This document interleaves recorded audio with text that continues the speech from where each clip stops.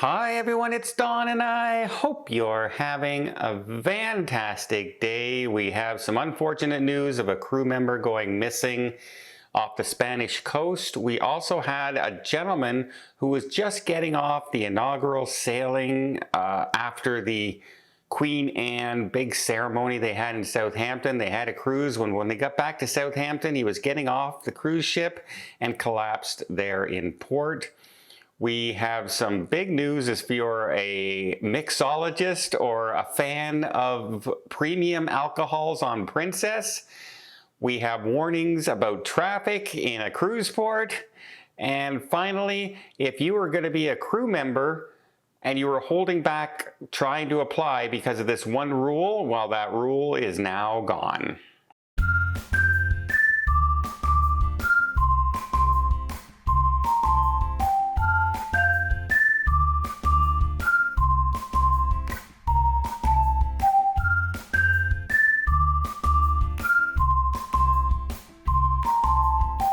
So as of last week, NCL Cruise Line is no longer requiring its new crew members who are coming on board or being hired now to be vaccinated for COVID. This has still been a sticking point because many countries where these employees come from are hard to get the vaccine. It's not as easy as it is here in North America to do, or even in Britain and the Mediterranean. Some places it's very difficult still to get a COVID vaccine, which obviously hampered them being able to hire more employees or employees who wanted to work for the cruise lines and just couldn't. Well, they've dropped that requirement now. They joined Carnival, Princess, Royal Caribbean. They've all dropped those mandates now, and it seems like the hiring practices are going to be a little bit easier for those ready to join cruise lines. We had some bad news coming from Ambassador Cruise Lines as a cruise ship was sailing off the Spanish coast. It was on its final end of like a world cruise segment heading back to Southampton, and a crew member went missing. It was reported missing when he didn't report to his shift in the morning.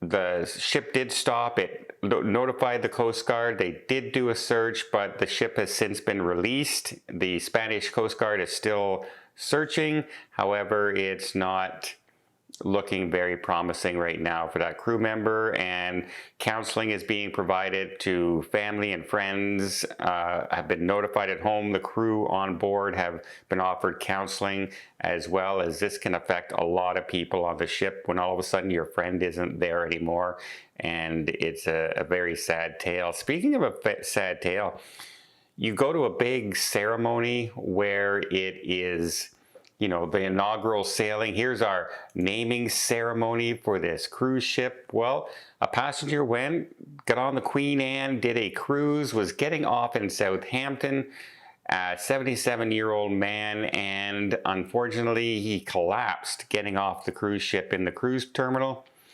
And the rescue workers provided first aid there, a CPR, but unfortunately the man was pronounced deceased at the scene. It just goes to show you can never tell when things are going to come for you, folks, and it can come for you at any time. So you might as well live your life as best you can, because things are absolutely a surprise sometimes.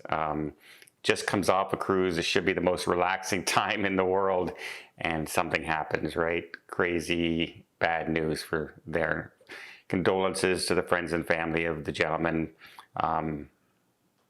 Yeah, what more can be said, really? Speaking of Southampton, we have a lot of traffic warnings starting to happen now in Southampton because the summer season is kicking off in the high gear, and more ships will be sailing out of that cruise terminal and the cruise port area. And it's not a very easy port to get to. It takes some city streets, and it's not, there's no real highway to get you to the cruise terminal. You have to go through downtown streets, and those can really get backlogged very, very quickly and easy. Throw that into having maybe a soccer game going on in the in the city as well, and the traffic can be an absolute mess. So if you're sailing out of Southampton, maybe take that into consideration. A lot of people stay in London and then they travel there the next day. Well, maybe give yourself an extra hour or two just in case of travel time, in case you run into one of these traffic jams. Just a word of advice. I'm sailing out of Southampton in September, and yeah, you can bet I'll be making sure I get there pretty darn early in the morning. Next, I have a big step for those who love to try different cocktails and like premium liquors and premium wines when you're on a cruise ship. Princess is going all out, including some celebrity alcohol choices you may have that I didn't know was going to be on there, but it is. But before I get there, let me just invite you to hit that subscribe button if you haven't done so already. If you want to keep up to date with everything going on in cruising, from the liquor that is available to the unfortunate stories that are happening to traffic jams on your way to your cruise.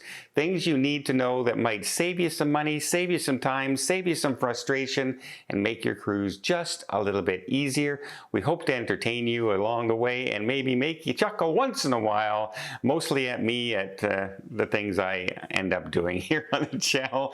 Well, I hope you'll join us. It really doesn't cost anything, but it really does help when you hit that subscribe, leave a like button, and maybe even a comment once in a while as well. And again, I really do appreciate it. Okay, Princess.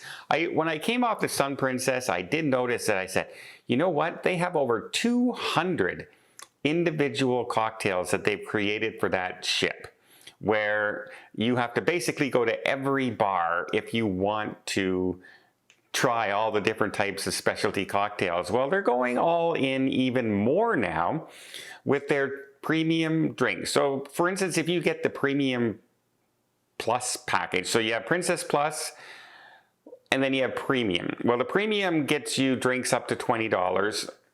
Well, that will include top shelf spirits, wines, and high-end crafted cocktails by mixologist Rob Floyd. There's 75 different spirits, 40 wines by the glass, 20 high-end crafted cocktails, as well as premier wines including Duckhorn, Stag's Leap, Greenwich Hills, and Cache Champagne. Is that how I'm Cache?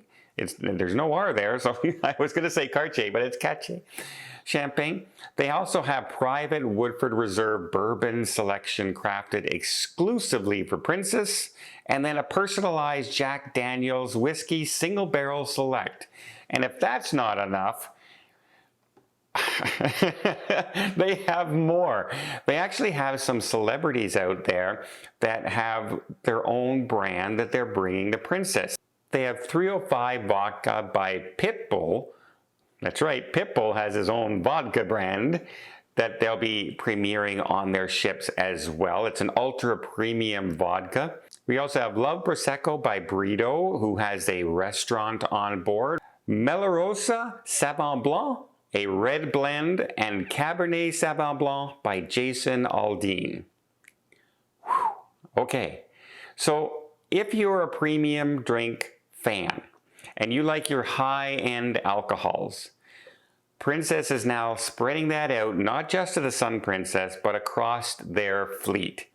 And yeah, I like the odd vodka drink here and there. And of course, if you're gonna go into the Italian restaurant by Brito, you gotta try his own cocktails. You gotta try his own drinks. Well, it's definitely a high-end experience. I'm not an alcoholic drink person per se. I'll have the odd drink on a cruise ship. I love my dirty bananas, as you know, on Princess Cruise Lines. However, on the Sun Princess, I did engage in a lot of cocktails on board just because of how many there were, including all the ones in the specialty restaurants and the specialty events like Spellbound that are on that ship. Well, I must admit, I did not really have a bad drink on board, and that's coming from a non-alcoholic drink person.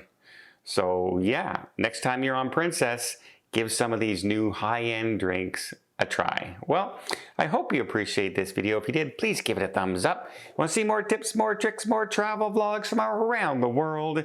Hit that subscribe button. Until next time, have yourself a safe and a great vacation.